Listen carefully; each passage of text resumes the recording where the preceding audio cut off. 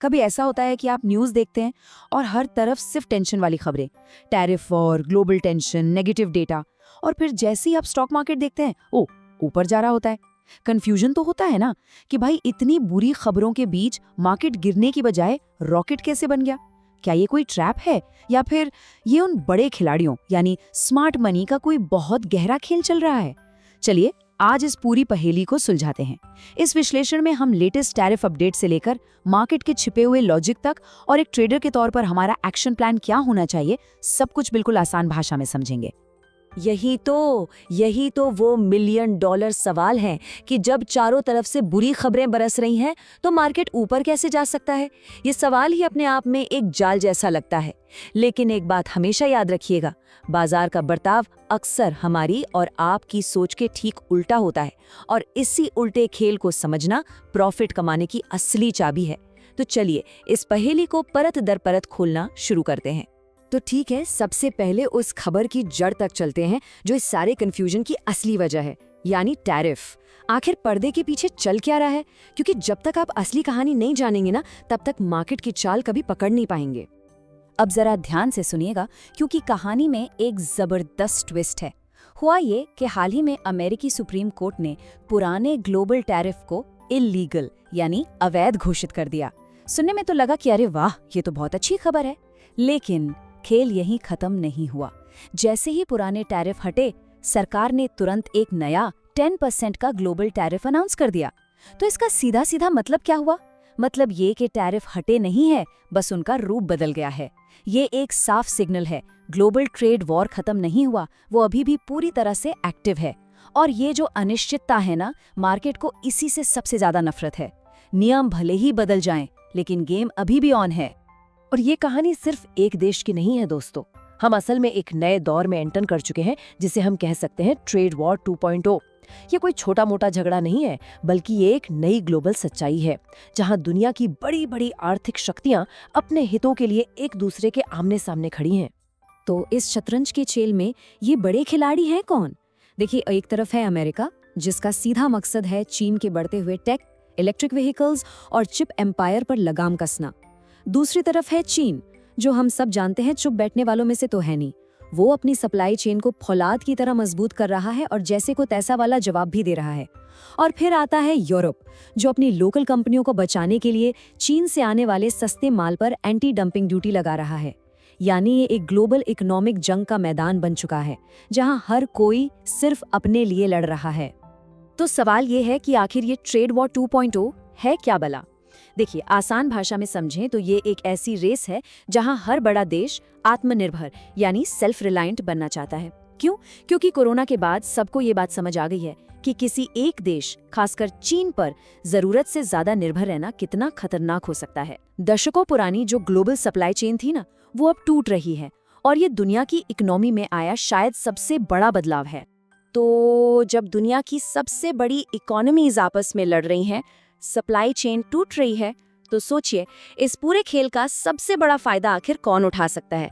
इस पूरी उथल पुथल के बीच एक देश के लिए एक सुनहरा दरवाजा खुल रहा है, और वो देश है भारत। जी हाँ, ये भारत के लिए एक गोल्डन अपॉर्चुनिटी है। चलिए देखते हैं कैसे। देखिए, भारत अब चुपचाप बैठकर तमाशा नहीं देख रहा। अमेरिका के साथ नई ट्रेड डील्स पर तेजी से काम चल रहा है। यूरोप के साथ भी एक बहुत बड़ा फ्री ट्रेड एग्रीमेंट बस होने ही वाला है। और सबसे बड़ी बात, चाइना +1 स्ट्रैटेजी। दुनिया भर की कंपनियां अब चीन के अलावा एक और मैन्युफैक्चरिंग बेस ढूंढ रही हैं, और इसमें भारत उनकी पहली पसंद बनता जा रहा है। इन सभी कदमों का एक ही लक्ष्य है, भारत को दुनिया का अगला ग्लोबल मैन्युफैक्चरिंग हब बनाना। तो इस बड़े शिफ्ट का सीधा फायदा किन सेक्टर्स को मिलेगा? जरा इन आंकड़ों पर गौर कीजिए। हम यहाँ छोटे मोटे मुनाफे की बात नहीं कर रहे हैं। मैन्युफैक्चरिंग सेक्टर में अगले कुछ सालों में 40% ग्रोथ का पोटेंशियल है। डिफेंस सेक्टर, जो आत्मनिर्भर भारत का पोस्टर बॉय है, उसमें 30%, और सरकार की PLI स्कीम्स के दम पर इलेक्ट्रॉनिक्स मैन्युफैक्चरिंग में 50% तक का उछाल आ सकता है। ये आंकड़े बहुत बड़े हैं। ये वो सेक्टर्स हैं जहाँ असली वेल्थ बन सकती है। चलिए अब घूम फिरकर वापस उसी सवाल पर आते हैं जहां से हमने शुरू किया था। अगर पूरी दुनिया में इतनी टेंशन है, तो भारतीय बाजार ऊपर क्यों जा रहा है? अब मैं आपको बाजार के उस छिपे हुए लॉजिक के बारे में बताता हूँ जिसके पीछे 5 ठोस कारण हैं। ये वो सच है जो आपको न्यूज़ चैनल पर शायद ही कोई बताएगा। तो इसके 5 मुख्य कारण हैं। नंबर 1, बाजार हमेशा भविष्य को देखता है, आज को नहीं। वो आज की नेगेटिव हेडलाइन नहीं देख रहा, वो 6 महीने बाद की पॉजिटिव संभावना को प्राइस इन कर रहा है। नंबर 2, टैरिफ से विदेशी कंपनियों को नुकसान होता है, लेकिन हमारी घरेलू कंपनियों के लिए तो कंपटीशन कम हो जाता है ना, जिससे उन्हें सीधा फायदा मिलता है। नंबर 3, FIIs की शॉर्ट कवरिंग। आसान भाषा में समझिए, बड़े विदेशी निवेशक बाजार के गिरने पर दाम लगा रहे थे, लेकिन बाजार गिरा नहीं, उल्टा चढ़ गया।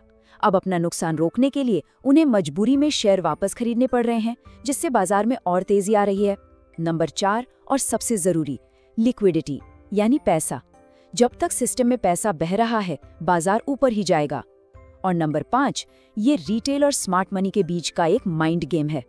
ये हैं बड़े इंस्टीट्यूशनल इन्वेस्टर्स, म्यूचुअल फंड्स, जिनके पास हजारों करोड़ का कैपिटल और आपसे पहले पहुंचने वाली इन्फॉर्मेशन होती है। और ये स्लाइड इस पूरे खेल को एकदम शीशे की तरह साफ कर देती है। एक तरफ है एक आम निवेशक जो हर नेगेटिव खबर पर घबराकर अपना माल बेच देता है, और दूसरी तरफ है वो शातिर खिलाड़ी यानी स्मार्ट मनी जो इसी घबराहट में, इसी कमजोरी में चुपचाप खरीदारी करता है। एक आम निवेशक आज की खबर के पीछे भागता है, स्मार्ट मनी कल की पोजीशनिंग को देखता है। और यही सबसे बड़ा सच है, बाजार कभी भी खबरों के हिसाब से नहीं चलता, वो हमेशा पोजीशनिंग के हिसाब से चलता है। तो अब जब ये पूरा लॉजिक समझ आ गया है, तो असली सवाल ये उठता है कि एक ट्रेडर के तौर पर हमें और आपको करना क्या चाहिए। चलिए अब एक प्रैक्टिकल एक्शन प्लान पर चलते हैं जो इस तूफानी बाजार में सही फैसले लेने में मदद करेगा। सबसे पहले तो ये समझ लीजिए कि बाजार से उम्मीद क्या रखनी है। आपको मिलेगी हाई वॉलेटिलिटी यानी जबरदस्त उतार चढ़ाव, फेक ब्रेकडाउन और स्टॉप लॉस हंटिंग। ये स्टॉप लॉस हंटिंग वो गेम है जहां बड़े खिलाड़ी जानबूझकर कीमतों को नीचे गिराते हैं ताकि छोटे ट्रेडर्स डर कर अपनी पोजीशन से बाहर निकल जाएं और उन्हें सस्ते में माल मिल जाए। तो आपको क्या करना है? पैनिक में आकर बेचना नहीं है।